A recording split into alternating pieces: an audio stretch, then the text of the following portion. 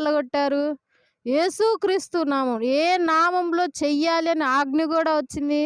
యేసుక్రీస్తు నామముననే మీరు దెయ్యాలను వెళ్ళగొడతారు, చనిపోయిన వారు లేస్తారు. మరి పరిశుద్ధాత్మ దిగినా కానీ, మీరు విషం తీసుకున్నా కానీ మీరు చావరు.